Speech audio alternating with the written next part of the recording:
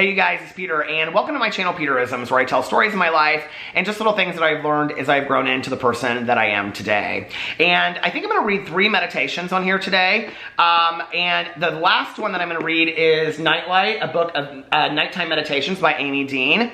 I really like this book of nighttime meditations. It's a really great way to end your day.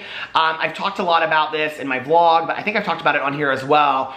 At the end of the day, when I come upstairs and I get ready for bed, I put my phone beside my bed and plug it in, and then I kind of just leave it for like a half an hour. I don't do as much like nighttime ritual stuff as I used to do with like the facials and all that stuff. I need to get back into that because that was a really great way for me to relax before I went to bed. But you know, I do my prayers, I do my affirmations and stuff before I go to bed. And this book has become a great way for me to kind of end the day. And, you know, they say that for us to get a really good night's sleep or to detach and whatever, it's really great for us to not be cyber connected right before we go to bed. So, I don't know, just try it. You know, listen, I've told my husband this for a year now, right? And every night before he goes to bed, he's like, looking on Instagram, commenting back, and then he's, okay, goes to bed. And he's asleep in 5 minutes. I don't know how. But for me, I get a more rested sleep if I am disconnected from the internet. Plus, I think, you know, we're so connected to the internet anyway that I don't want to start and end my day that way. And so I try to get up in the morning and get myself really balanced and really centered before I pick up my phone. And then before I go to bed at night, plug my phone in and then kind of end my day. And that's kind of how I like to do it. You know, just kind of hang out, talk to the dogs. I always talk to the dogs in bed late at night, even when Alex is asleep. I'll say to Tucker, I'll say, we're having a sleepover tonight, Tucker. He's right over here. Aww. He's got a little bandana on because they just got back from the hotel yesterday. So we are, I'm going to read this and talk about it. But first, I'm going to start with the Daily Book of Positive Quotations by Linda Picone. October 3rd. Seems crazy that it's October already, doesn't it? It's still hot in Indianapolis, and tonight it's supposed to plummet, like, and get really cold outside. October 3rd, winning effort. Winning is not everything, but the effort to win is. Zig Ziglar. My dad loves Zig Ziglar. He used to listen to all of his tapes and read his books and stuff like that. To run a marathon, we train for months. Okay, let's start over. October 3rd, winning effort. Winning is not everything, but the effort to win is. Zig Ziglar. To run a marathon, we train for months. Although we may not expect to win, we hope at least to do well in our age group or to top a personal best. When the big day comes, we strive to meet whatever goal we've set for ourselves. To win, in other words, on our own terms. If we don't, are we losers? How could we be? We've worked hard, gotten into great shape, perhaps even made new friends. These things have more lasting importance than any transient rewards for crossing the finish line first. It's great to set challenging goals for myself and then try to achieve them. Sometimes I will, but even when I don't, I'll have done some extraordinary work. I think it's a really great meditation for any of us as a reminder, you know. I used to set kind of unrealistic goals for myself as far as like weight loss and things like that, you know, and I'd say, oh, I have to lose a certain amount of weight by this time and whatever. And, you know, the last, I would say, year or two, I don't do that anymore. I just want to get healthier, and it's each day, like, what am I doing to get healthier? Like today and yesterday, not too much. We had pizza yesterday, and I reviewed a pizza on my review channel today. But, you know, I think it's taking it in strides as well. I think that one of the greatest things that happened to me, you know, is that I learned, well, first of all, I learned so many lessons by being in recovery, but one of the greatest lessons I learned was the motto of progress, not perfection, you know? And I think about that in everything that I do. It doesn't have to just be recovery, you know? It doesn't have to just be life living skills, things like that. It can be whatever goal we set for ourselves. There is no such thing as perfect. And I know that a lot of people struggle with that idea, but there really isn't. There is no set idea of perfect, okay? Other than what is perfect to you. Maybe perfect to you is trying your best. I don't know, you know? But there is no such thing as perfect. But isn't it funny how many of us live by the standard that there is perfect out there? That somewhere out there is this achievable perfect? I think if you really asked yourself, like, do I believe that I can achieve perfection? Many of us, I do think, at our core, on some level about whatever goal we're trying to achieve, do believe that we can reach perfection. I really do think that. I think I have thought that at times in my life, you know? One of the things that, you know, like in looking at my own eating issues, my own food addiction and my things like that, and having had weight issues my entire life, is and I realize this often, you know? is that when I was, you know, I'm like way above 200 now, but when I was like, you know, 160 and I was running every day and whatever, I wasn't a whole lot happier then than I am now. And so, you know, I think this idea of what is perfect to us is just this kind of like dream fantasy that we don't really, there's no reality to it, right? Like, I think I'm happiest when I'm living the best life I possibly can, trying the hardest on a daily basis to be the best person that I can possibly be, surrounding myself with people that love me and have my best interests at mind, and I love them and have their best interests at mind as well. I think that is when I've gotten as near to whatever kind of perfection is out there that there possibly could be. It's not about, you know, having a certain amount of money or reaching a certain, you know, goal or having a certain amount of money. All those things are nice, you know. I also know that when I wrote my book, like I did it on a time limit, you know, and I was like, I'm going to have my book done by a certain time. And I had to do that because of who I was, the publisher that I was working with at the time. But I also kind of knew too, like if I don't get it done, I don't publish a book. And it's whatever, like it's just, that is what's going to happen. And it did drive me to write a book, you know, but at the same time, I didn't beat myself up too much about it. The whole idea of progress versus perfection for me has just been something that has been so driven into me for so long that I don't beat myself up, you know, about my falling short of something that I wanted to just fully achieve.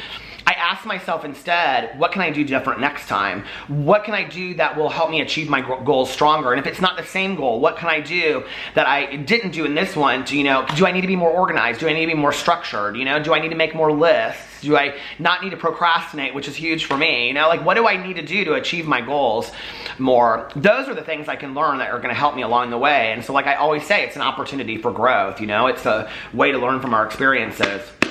It's a good meditation. All right, let's pick the next one. I'm gonna do, let's see what it is. Maybe I should see what it is first before, okay. See, I'm glad I mean, it was whatever, it was about work. Who wants to talk about work, right? Okay, let's see, October 3rd. This is from Healing After Loss, Daily Meditations for Working Through Grief by Martha Whitmore Hickman. Somebody gave me this book. Oh yeah, it was a friend of mine whose son had passed, and from sudden sniffing death syndrome, and she gave me this book when my mother passed, and it was really helpful to me. October 3rd. As the months pass and the seasons change, something of tranquility descends, and although the well-remembered footstep will not sound again, nor the voice call from the room beyond, there seems to be about one in the air. There seems to be about one in the air, an atmosphere of love, a living presence. It is as though one shared in some indefinable manner the freedom and the peace, even at times the joy, of another world where there is no pain, no more pain. The feeling is simply there, pervading all thought, all action. When Christ the healer said, "Blessed are they that mourn, for they shall be comforted," he must have meant just this. Daphne du Maurier. There are stages and stages of grieving, and they come and go, inconstant. But after a while, even though the dips and swells continue to appear, there seems to sweep into the life of the griever a confidence, hard won, that underlies all the swirls and tides of life's ongoing struggles and joy. A sense that we have hit rock bottom and come slowly back, and that, though we will have further trials and doubts, and we will, there is a level of stability and confidence, which even in dark hours, we will know is there, and will not let us drop through the bottom of the sea. The eternal God is thy refuge, and underneath are the everlasting arms. Deuteronomy 33:27. Very religious, isn't it? But I think if you like read through that, which is what I typically do, and I've talked about this a lot on here, that I'm a highly spiritual person, but not a highly religious person. You know, it's interesting when I think about grieving, and I always go to my mother, but I could also go to friends of mine that I've had. I remember when I had a very close friend of mine, that passed, and he took his own life. And I remember when I got the phone call, and it was one of my very good friends. The three of us were really good friends together, and she called, and I remember I walked in and from work, and this is my ex-boyfriend was sitting in the chair, and he was like talking on the phone, and he just like had this like stricken look on his face, and he said, you know, so-and-so's on the phone, and I was like, okay, what happened? And he was like, you need to talk to her. And I remember when I talked to her on the phone, and she just was like inconsolable. And it felt so surreal. Like, I think, like, if you've had somebody in your life pass that you're really close to, there's really no other word to it. I mean, like, immediately what goes through your mind is, I'll never talk to this person again. I'll never hug this person again. You know, I'll never be able to just call this person up and laugh, you know? And this was a friend of mine, and he was hilarious, right? Like, if you were in somebody's apartment and it was like burning up, he'd be like, woo, the biscuits are done in here. And he would say stuff like that, and he was just hilarious, right? And every couple days I still think of something because his pop cultural references were constant, you know? And, but I remember that, and I remember I would be places and I would think he should be here right now, you know, like, this is weird, he's not here. But then time went by, and I made new friends, and I think one of the things that was the hardest, but probably most helpful to the grieving process, was that the new people that I met had never met him, that they didn't know him. And time went on, you know, and this is 25 years ago at this point, you know, and I think about him every couple days. Like I said, like, some pop cultural reference will come up, and I'll think to myself something about Duke, you know, and I'll be like, this is hilarious, you know, he would have loved this or whatever, you know. I have a million stories about him. But as time goes by, the feeling kind of softens. You know, it's like a coat that when you get it, it's brand new, like a corduroy coat, but over time you wear it and it gets kind of worn down. And if you think about it that way, you don't throw it out. It's almost kind of like different but better, if that makes sense, you know, like this worn down coat. And it's the same thing with my mom. It's the same thing with my aunt and my uncle. You know, it's like the grieving has gotten better over time. One of the things I know for sure is that none of them, and my mother even told me this, none of them would want me stuck in space and unable to move forward out of grief, you know? I think often grief is super, super selfish because, and if you've gotten to the other side, you'll know what I mean by that. If you're going through it currently, forget what I'm saying right now and just move on to the next part. But I think that it's super selfish because it's like, I think that it's our ownership over that person and our memories with them, and that we want to hold on to that so tightly, and that we feel like if we forget them or if we stop thinking about them every moment, it's a betrayal. But it's not, you know? And that's why I tell people, like, sit in the moment. Like, that's what I did, you know, just sit in it, feel it, right? Until it's passed you by. You know, when I just, at first, I felt things so strongly with my mom, and then I went numb. Like, I didn't know what to do with it, right? And then I came out of the numbness when I came back into, you know, going to meetings, and I just was angry, I was hurt, I was sad, and I had to feel all the feelings, and I had to work through it, like I say, you know? And we all do. I've met a lot of people in my life, and I even have friends of mine that are stuck in grief from 20 years ago. It's a personal choice, you know? I think if most of those people were honest with themselves, their fear of moving forward, of moving through, is that they will forget that person, or that they will be betraying that person because they've gone on and lived their life. You know, it's kind of like, it's like the guilt of the survivor's guilt. And I think that we have to ask ourselves what those people would truly want. I think they would truly want for us to live on and live our best life. You know, I really believe that. And I know that of my mother. She told me that. And so, you know, out of paying homage to them, we have to do that. We have to continue to live our lives and have the best life we possibly can. So it's a great, great message. If you guys are looking for a meditation book to help you with grief, Healing After Loss, Daily Meditations for Working Through Grief is a really, really good one. Okay, my battery died, so I had to replace the battery. But I was saying, if you're looking for a great meditation book for grief, Healing After Loss is a really, really good one. And there's a lot out there that are really, really good. I think I have this actually. Did I put it in the Amazon shop listed below? I don't think so, but here you go. It's just Healing After Loss. But there's some really great ones. All right, and then let's check out the last one, Nightlight by Amy Dean, a book of nighttime meditations, October 3rd. Now I won't have anything to read tonight. October 3rd. The nice thing about football is that you have a scoreboard to show how you've done. In other things in life, you don't. At least, not that you can see. Chuck Knoll. When we entered the program, we learned how much blame we placed on others and how much denial was in our lives. Gradually, we began to see our teachers, friends, or coaches weren't against us. As time went on, we learned our bosses weren't against us, or our lovers, or our siblings. In time, we may have even stopped blaming our parents. We have no scoreboard to measure our progress other than the way we feel. If we feel restless, edgy, anxious, or unhappy, we've got some more work to do, and we can begin that now. If we're content, serene, and peaceful, we need to continue the work we're doing. Life's ball game is with ourselves. Either we will push on and keep it in winning form, or we will ignore our needs and fall behind. It is our choice, for we are the captain and the team. I can ask my coach, my higher power, for help to keep me in winning form. Keep me in winning form. Let it begin with me. It's a great meditation, and I think it's very similar to the progress, not perfection thing that we were talking about. You know, I think it's interesting when you first get sober that you, for me, I can only share my experience. I was wanting to blame everybody else. You know, people would say to me, like, you really have a problem with drinking and drugs. And I'd be like, no, you have a problem with my drinking and drugs. I don't have a problem with it. I'm just fine, right? But when everybody pulled away their support, you know, when nobody wanted to be around me anymore, you know, and I just, all of a sudden I realized, like, my mom isn't there, my dad isn't there, you know, my stepmom's not there, my family's not there, my friends aren't even there, like, what is going on, you know? I realized truly how alone I was and how much I had been impacting people's lives. A couple years ago, I read, it's since I did the vlog, so I would say 2 years ago, I read A Beautiful Boy, by David Sheff. His son has also written a book about his own meth addiction, and I think it's called Tweak. It is called Tweak.